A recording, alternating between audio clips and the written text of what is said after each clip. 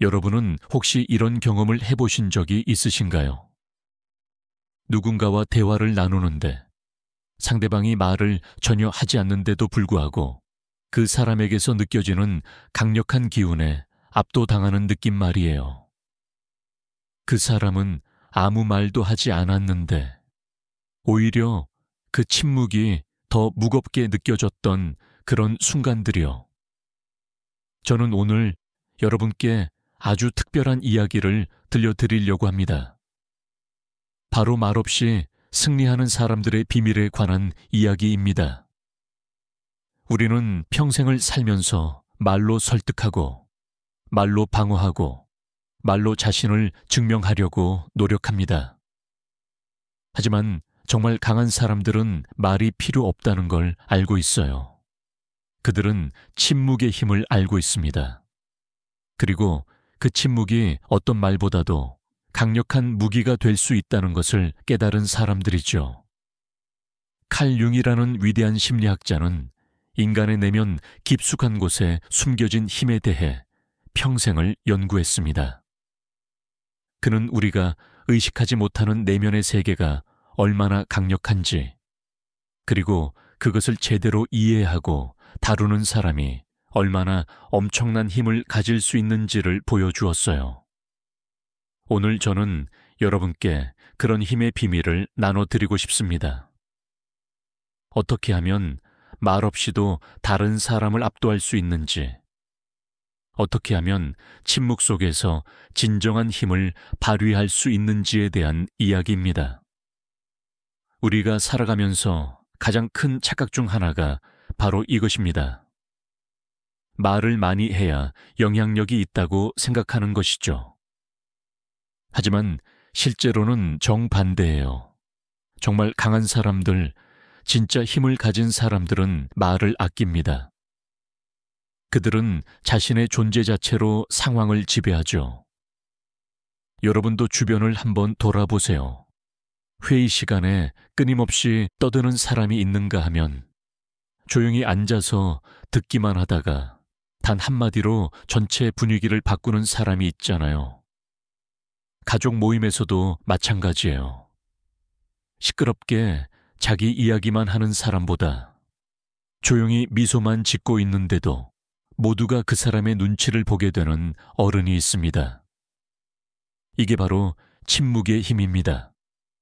칼 융은 우리 내면의 그림자라는 개념이 있다고 말했습니다.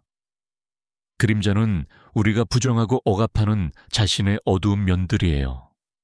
하지만 융은 이 그림자를 제대로 마주하고 통합하는 사람이야말로 진정으로 완성된 인간이 될 수 있다고 봤어요. 왜냐하면 우리가 두려워하고 숨기려는 그 어둠 속에 오히려 엄청난 힘이 숨어 있기 때문입니다.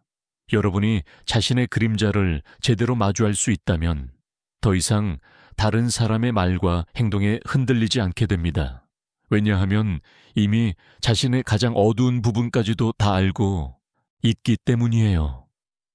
요즘 한국 사회를 보면 참 안타까운 광경들이 많습니다.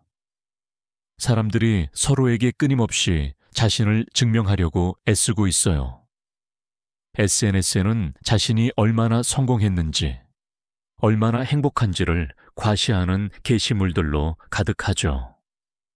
직장에서는 자기가 얼마나 일을 많이 하는지, 얼마나 능력이 있는지를 계속 어필해야만 살아남을 수 있다고 느낍니다. 하지만 정말 그래야만 할까요? 정말 강한 사람은 증명할 필요가 없습니다. 그들은 자신이 누구인지 이미 알고 있기 때문에 다른 사람의 인정이 필요 없어요. 침묵의 힘을 제대로 이해하려면 먼저 우리가 왜 그렇게 말을 많이 하는지를 생각해 봐야 합니다.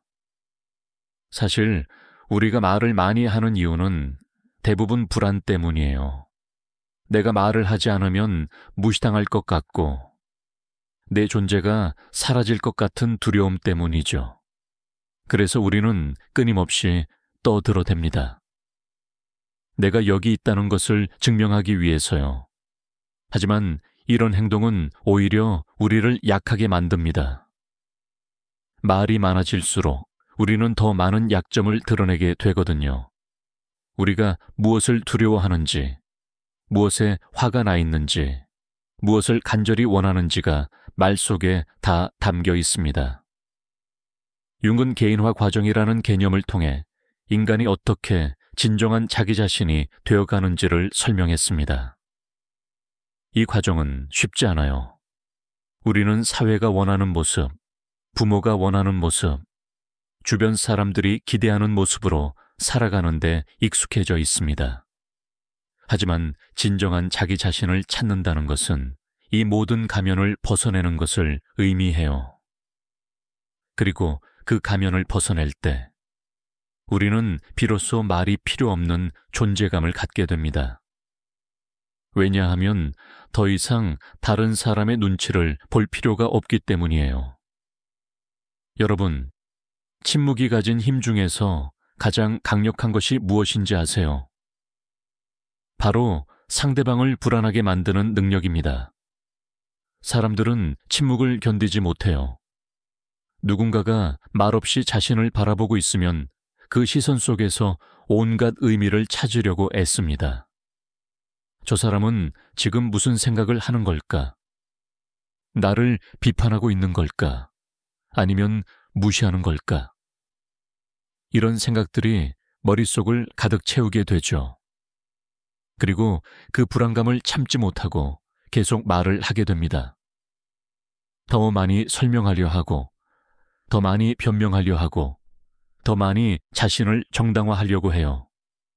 그러는 사이에 그들은 점점 더 많은 정보를 드러내게 되고, 당신은 그저 듣기만 하면서도 상대방에 대해 많은 것을 알게 됩니다.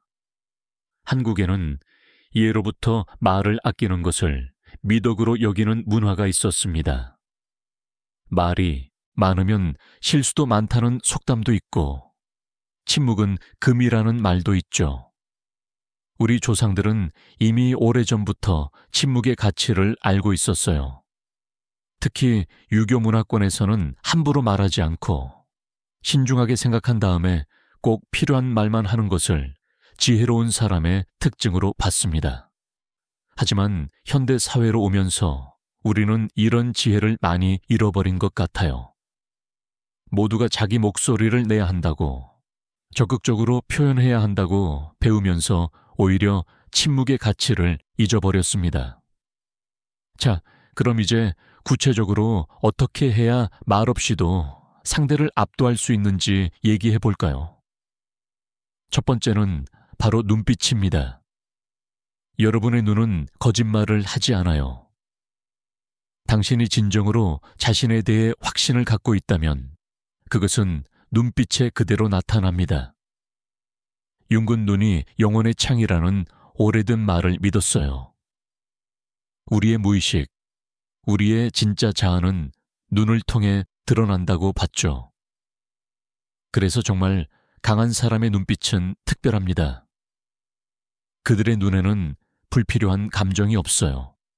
화도 없고 두려움도 없고 승인받으려는 간절함도 없습니다. 그저 고요하고 깊은 눈빛으로 상대를 바라볼 뿐이에요. 그리고 그 눈빛만으로도 상대방은 자신이 어떤 사람과 마주하고 있는지를 본능적으로 느끼게 됩니다. 눈빛을 훈련하는 방법이 있습니다. 거울 앞에 서서 자신의 눈을 똑바로 바라보세요. 처음에는 불편할 거예요.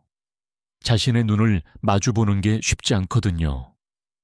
하지만 매일 조금씩 연습하다 보면 점점 자신의 눈빛이 달라지는 것을 느낄 수 있을 거예요.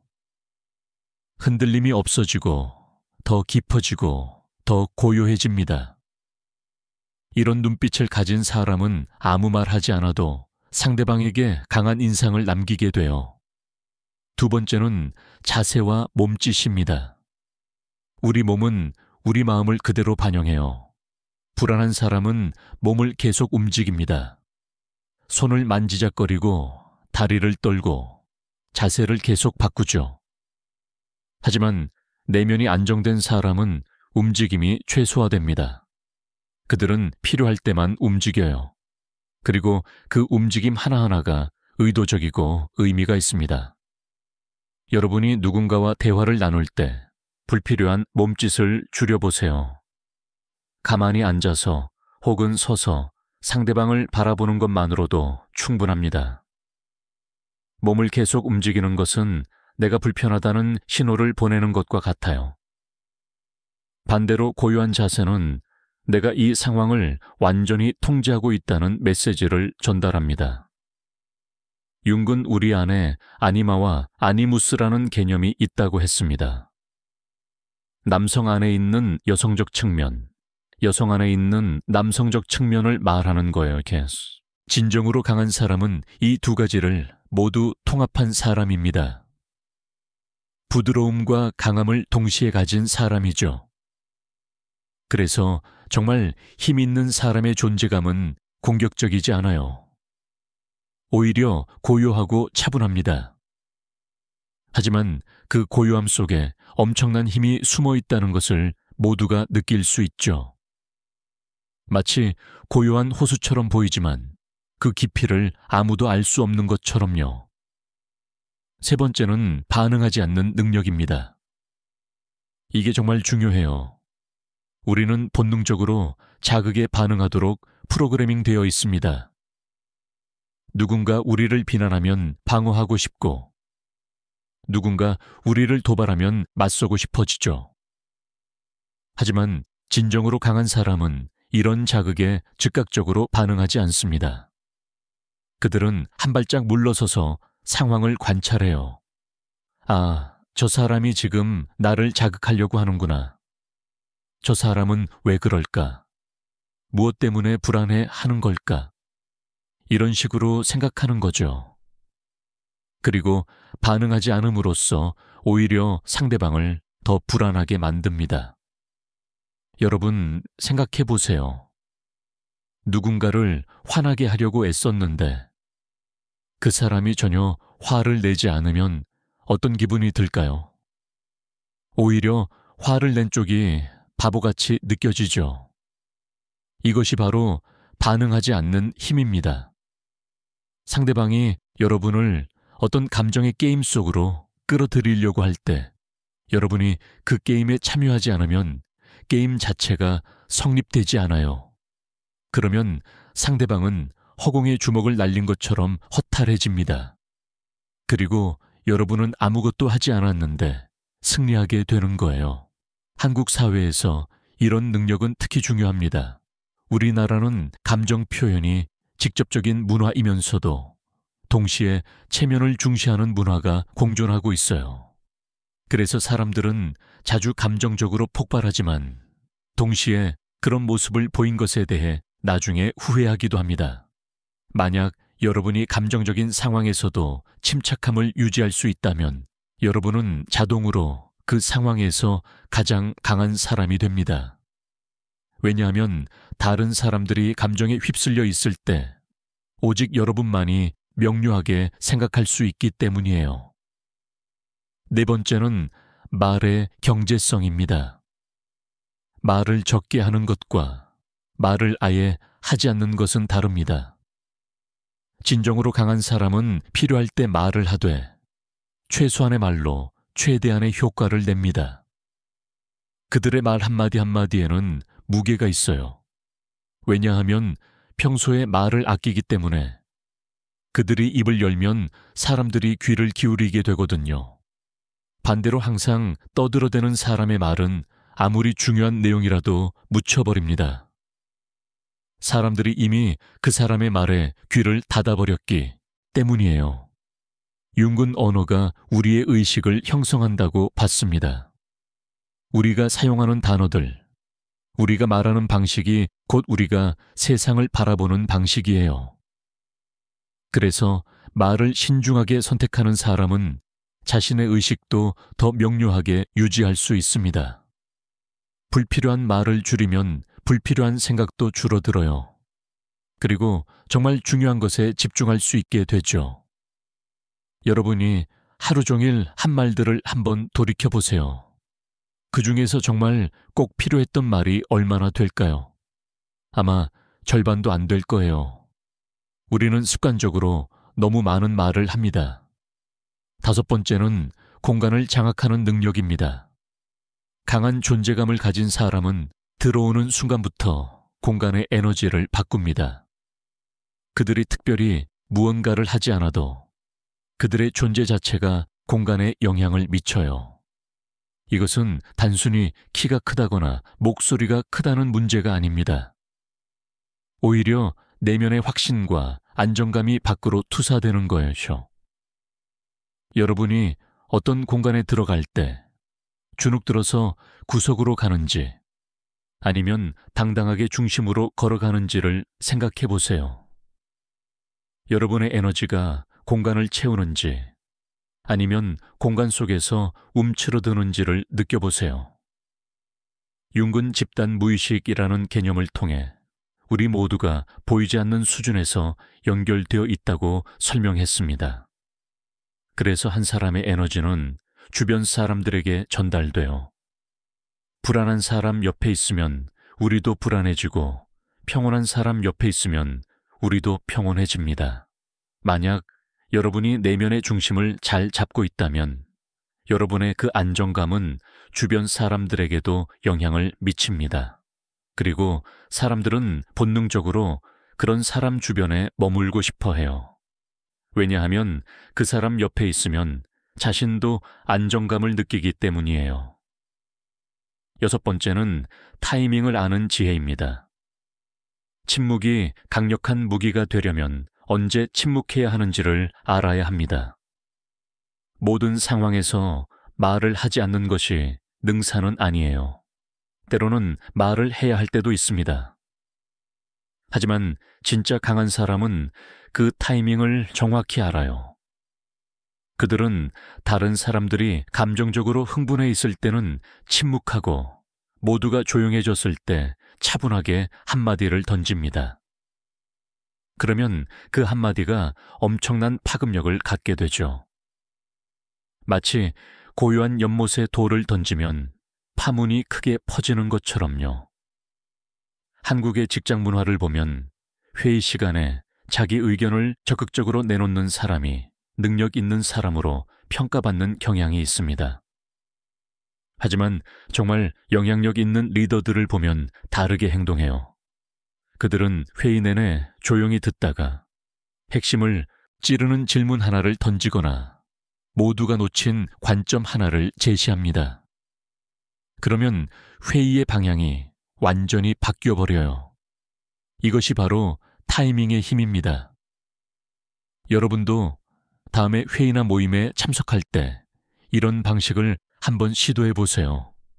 처음부터 끝까지 떠들려고 하지 말고 정말 중요한 순간에만 입을 여는 거예요. 일곱 번째는 자기 인식입니다. 윤기 가장 강조했던 것 중 하나가 바로 자기 자신을 아는 것이었어요.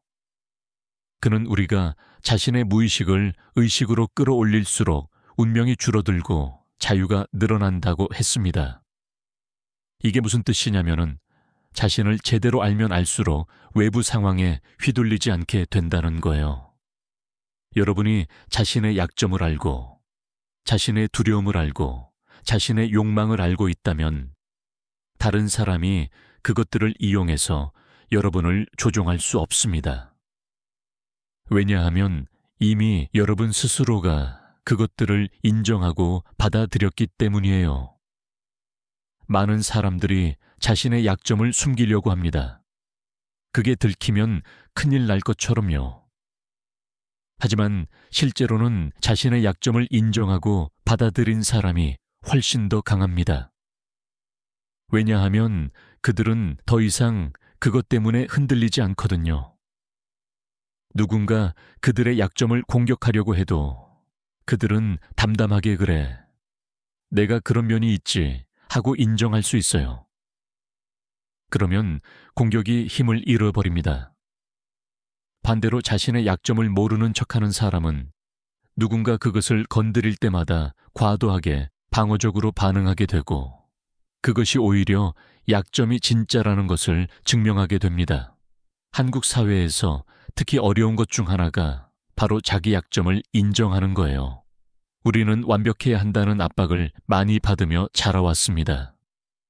좋은 대학을 가야 하고, 좋은 직장을 다녀야 하고, 성공해야 하고, 행복해 보여야 합니다. 그래서 우리는 자신의 부족함을 숨기는데 익숙해요. 하지만 그렇게 살다 보면 점점 더 피곤해집니다. 계속 가면을 쓰고 살아야 하니까요. 진정한 힘은 그 가면을 벗는 데서 나옵니다. 나는 이런 사람이야.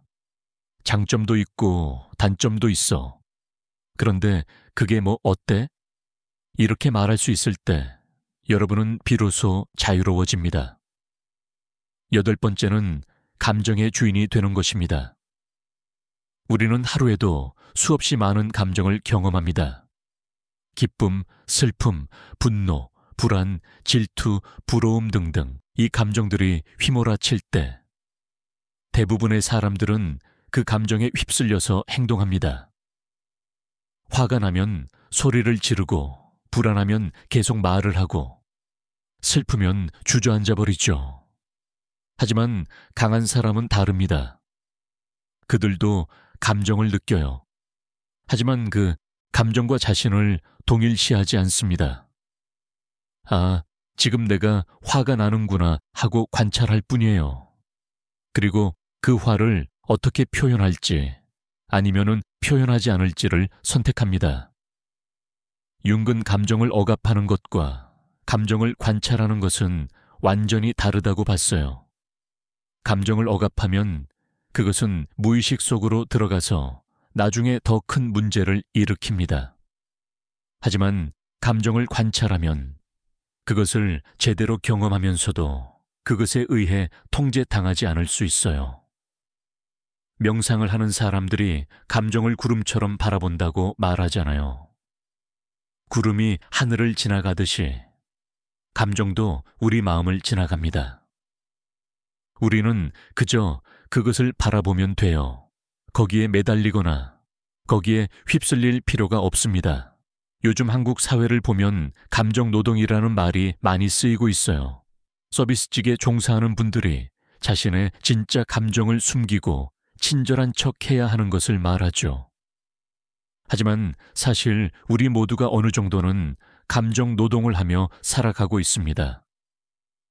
직장에서, 가족 안에서, 친구들 사이에서 우리는 때로 진짜 감정을 숨기고 다른 감정을 보여줘야 할 때가 있어요. 문제는 이것이 너무 과도해지면 우리가 진짜로 무엇을 느끼는지조차 모르게 된다는 거예요.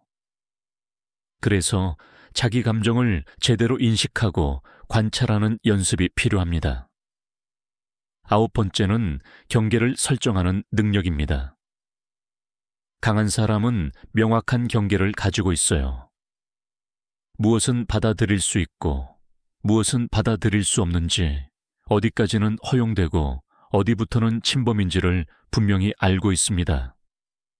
그리고 누군가 그 경계를 넘으려고 할 때 말로 길게 설명하지 않아요. 그냥 단호하게 선을 긋습니다. 안 돼. 여기까지야.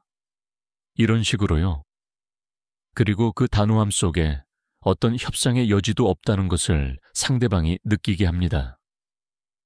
많은 사람들이 경계를 설정하는 것을 어려워하는 이유는 미움받을까봐 두려워하기 때문이에요.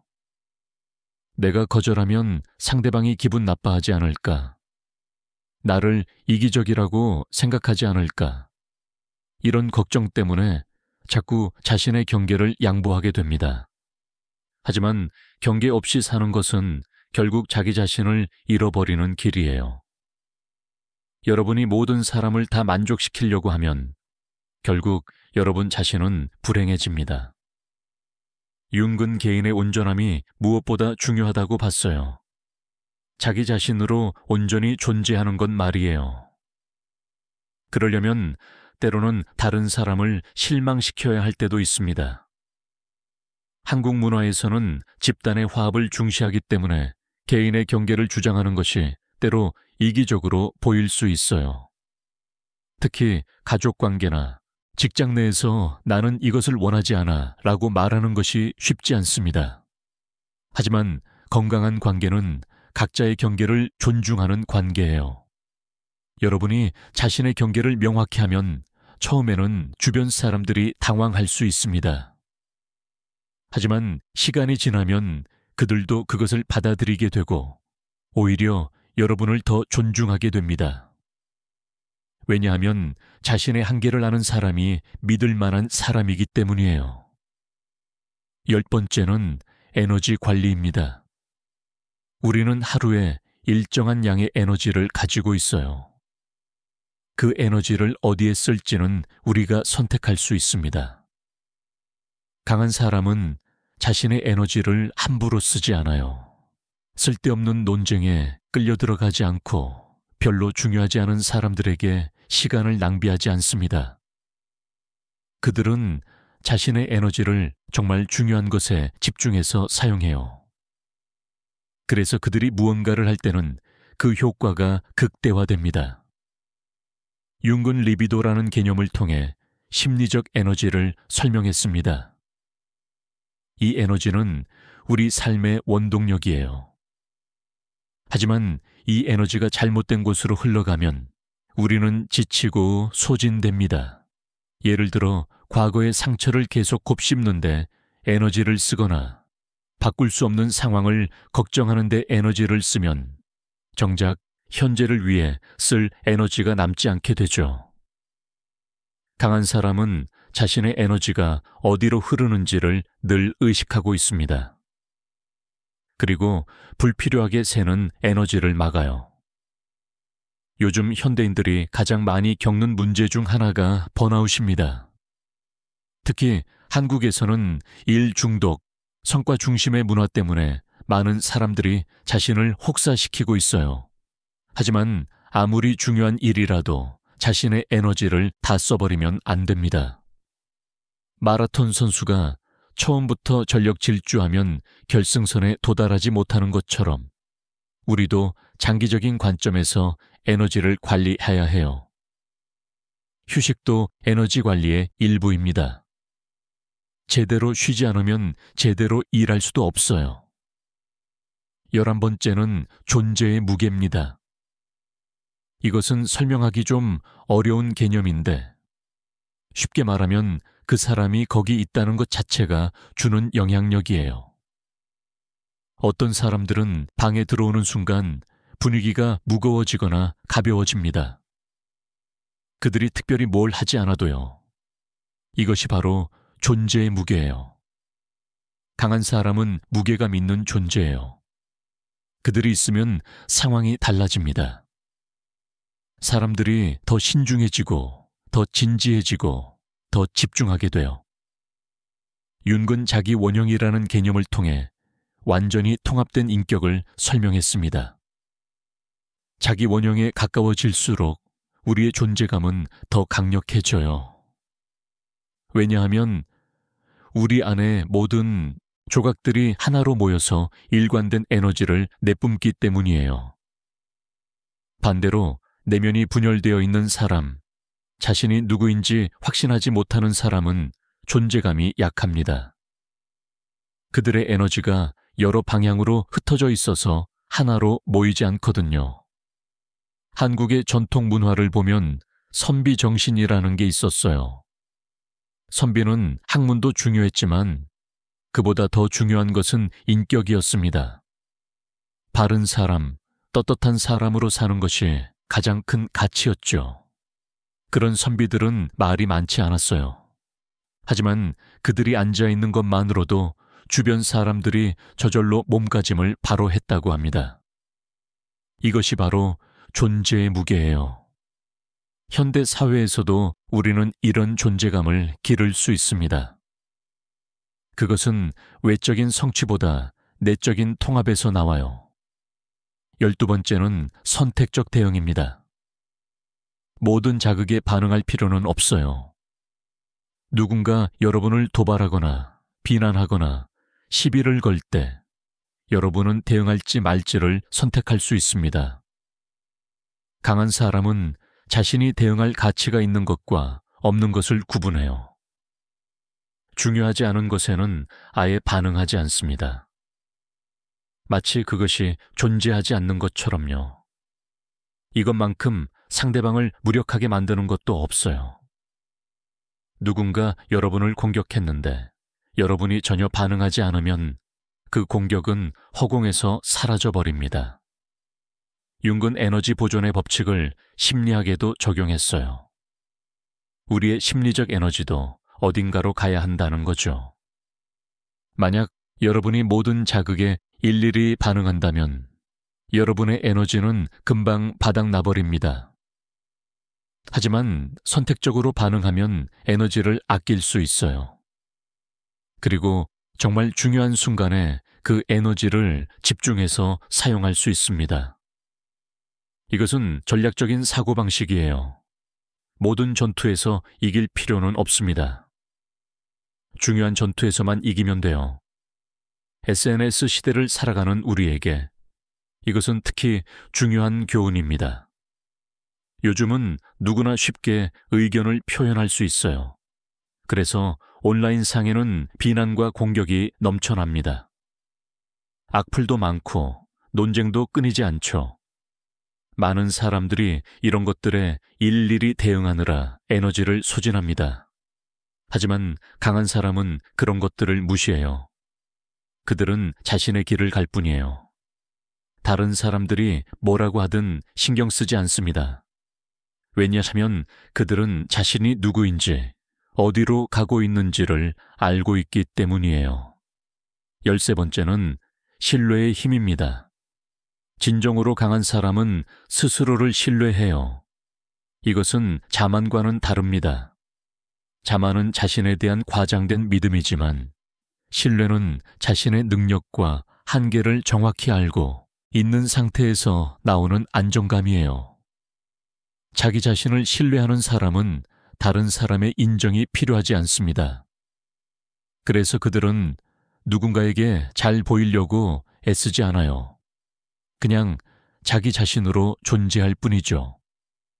윤근 그림자 작업이라는 것을 강조했는데 이것은 자신의 어두운 면을 마주하고 통합하는 과정이에요. 이 과정을 거친 사람은 스스로를 더 깊이 신뢰하게 됩니다. 왜냐하면 자신의 최악의 모습까지도 다 봤기 때문이에요. 그래서 더 이상 자기 자신이 두렵지 않아요. 자신 안에 어떤 것이 있는지 다 알고 있고 그것을 어떻게 다뤄야 하는지도 알고 있습니다. 이런 사람은 흔들리지 않아요. 외부 상황이 아무리 변해도 그들의 중심은 그대로 있습니다. 한국 사회에서는 겸손을 미덕으로 여깁니다. 그래서 자신을 내세우지 않고 자신의 능력을 과소평가하는 것이 예의 바른 태도로 여겨지죠. 하지만 진정한 겸손과 자신감 부족은 다릅니다. 진정으로 겸손한 사람은 사실 자기 자신을 잘 알고 있어요. 자신이 잘하는 것도 알고 못하는 것도 알아요. 그래서 굳이 자랑할 필요도 없고 굳이 숨길 필요도 없습니다. 그들은 그저 사실 그대로를 받아들일 뿐이에요. 14번째는 시간에 대한 이해입니다. 강한 사람은 급하지 않아요. 그들은 모든 것에는 때가 있다는 것을 알고 있습니다. 어떤 것들은 빨리 해결할 수 있지만 어떤 것들은 시간이 필요해요. 그래서 그들은 기다릴 줄 압니다. 참을성 있게, 고요하게 기다리죠. 이것은 소극적인 태도가 아니에요. 오히려 적극적인 선택이에요. 지금은 아니라는 것을 아는 거죠. 융은 동시성이라는 개념을 통해 의미 있는 우연의 일치를 설명했습니다. 때로는 우리가 억지로 밀어붙이는 것보다 자연스러운 흐름에 맡기는 것이 더 좋은 결과를 가져올 때가 있어요. 강한 사람은 이것을 압니다. 그래서 그들은 자신이 통제할 수 있는 것과 통제할 수 없는 것을 구분해요. 통제할 수 있는 것에는 최선을 다하지만 통제할 수 없는 것은 그냥 받아들입니다. 이것이 진정한 지혜예요.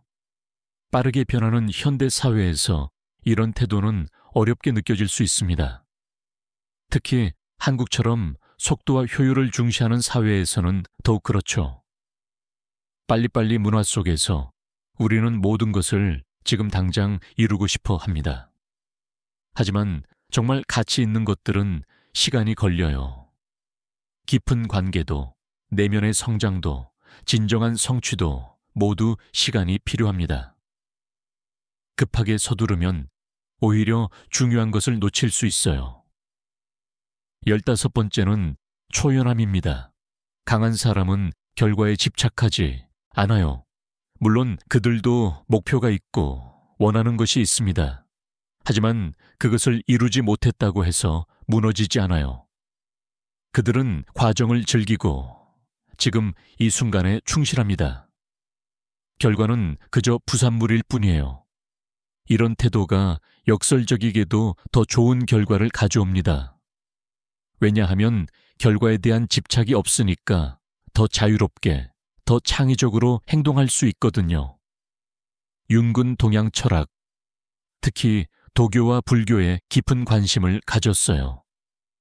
그는 무의자연, 즉 억지로 하지 않고 자연스럽게 흘러가는 것의 가치를 이해했습니다. 서양 사회는 모든 것을 통제하고 지배하려는 경향이 강하지만 동양 철학은 흐름에 맡기는 것에 지혜를 가르쳐줘요. 강한 사람은 이 두 가지를 적절히 조화시킬 줄 압니다. 할 수 있는 것은 하되, 할 수 없는 것은 억지로 하지 않는 거죠. 한국에는 예로부터 탈속이라는 개념이 있었습니다. 세속적인 것에서 벗어나 더 높은 경지에 이르는 것을 말하죠. 이것은 세상을 등지라는 뜻이 아니에요. 오히려 세상 안에 있으면서도 세상에 휘둘리지 않는 것을 의미합니다. 강한 사람은 바로 이런 상태에 있어요. 그들은 게임에 참여하지만 게임에 빠져들지 않습니다. 일을 하지만 일에 매몰되지 않아요. 관계를 맺지만 관계에 의존하지 않습니다. 16번째는 진정성입니다. 강한 사람은 가짜로 꾸미지 않아요. 그들은 있는 그대로의 자신을 보여줍니다. 물론 이것은 무례하게 굴라는 뜻이 아니에요. 진정성과 무례함은 다릅니다. 진정성은 자신의 진짜 모습을 숨기지 않는 것이고, 무례함은 다른 사람을 배려하지 않는 거예요. 강한 사람은 진정성 있으면서도 배려심 깊을 수 있습니다. 융근 페르소나라는 개념을 통해 우리가 사회에 보여주는 가면을 설명했어요. 우리 모두는 어느 정도 페르소나를 가지고 있습니다. 직장에서의 나, 가족 안에서의 나, 친구들과 있을 때의 나가 조금씩 달라요. 이것 자체는 문제가 아닙니다. 문제는 페르소나와 진짜 자아 사이의 간격이 너무 클 때예요. 그러면 우리는 피곤해지고 공허함을 느끼게 됩니다. 강한 사람은 페르소나와 진짜 자아 사이의 거리가 가까워요. 그래서 그들은 어디에 있든 비슷한 모습이에요. 요즘 SNS 시대에는 많은 사람들이 자신의 진짜 모습이 아닌 포장된 모습을 보여주려고 애씁니다. 행복해 보이는 사진만 올리고 성공한 모습만 공유하고 힘든 것은 절대 내색하지 않아요. 하지만 이렇게 살면 결국 자기 자신도 헷갈리게 됩니다. 내가 보여주는 모습이 진짜 나인지 아니면 만들어낸 이미지인지 구분이 안 되는 거죠. 강한 사람은 이런 게임을 하지 않습니다. 그들은 좋을 때도 있고 나쁠 때도 있다는 것을 숨기지 않아요. 17번째는 내면의 평화입니다. 진정으로 강한 사람은 내면이 평화로워요. 이것은 아무 문제가 없다는 뜻이 아닙니다. 그들에게도 걱정거리가 있고 어려움이 있어요. 하지만 그런 것들이 그들의 내면 깊은 곳까지 흔들지는 못합니다. 마치 바다처럼 표면은 파도가 칠 수 있지만 깊은 곳은 고요한 것처럼요. 이런 내면의 평화는 외부로 드러나요. 그리고 그것이 바로 그들의 존재감을 만들어냅니다. 융은 우리의 궁극적인 목표가 자기 실현이라고 봤어요. 자기 실현이란 우리가 잠재적으로 될 수 있는 최고의 자아가 되는 것을 말합니다. 이 과정을 거치면서 우리는 점점 더 통합되고 점점 더 완전해져요. 그리고 그럴수록 내면의 평화가 깊어집니다. 왜냐하면 더 이상 자신과 싸울 필요가 없기 때문이에요. 자신의 모든 면을 받아들이고 통합했으니까요. 한국 사람들, 특히 중장년층 분들은 평생 열심히 살아오셨어요. 가족을 위해, 자녀를 위해, 때로는 자신을 희생하면서까지 최선을 다하셨죠. 하지만 어느 순간 문득 이런 생각이 드실 수 있어요. 나는 누구를 위해 사는 걸까? 내 인생은 어디에 있는 걸까? 이런 질문이 떠오를 때가 바로 내면으로 돌아가야 할 시기예요. 이제는 외부의 기대가 아닌 자신의 내면의 소리에 귀를 기울일 때입니다. 그리고 그 소리를 따라갈 때 비로소 진정한 평화를 찾을 수 있어요. 18번째는 영향력의 이해입니다. 강한 사람은 자신이 다른 사람에게 어떤 영향을 미치는지를 알고 있어요. 그래서 그들은 신중합니다. 자신의 말 한마디, 행동 하나가 다른 사람에게 어떤 파장을 일으킬 수 있는지를 알기 때문에 함부로 하지 않아요. 이것은 권력을 가진 사람의 책임감이기도 합니다. 힘이 있는 사람일수록 더 조심해야 해요. 융은 우리 모두가 집단 무의식으로 연결되어 있다고 봤습니다. 그래서 한 사람의 변화는 주변 사람들에게도 영향을 미쳐요. 여러분이 더 평화로워지면 여러분 주변 사람들도 영향을 받습니다. 여러분이 더 강해지면 여러분 주변 사람들도 힘을 얻어요. 반대로 여러분이 불안하고 혼란스러우면 그것도 전염됩니다. 그래서 자기 자신을 돌보는 것은 이기적인 일이 아니에요. 오히려 주변 사람들을 위한 일이기도 합니다. 한국의 가족 문화를 보면 개인보다 가족 전체를 우선시하는 경향이 있어요.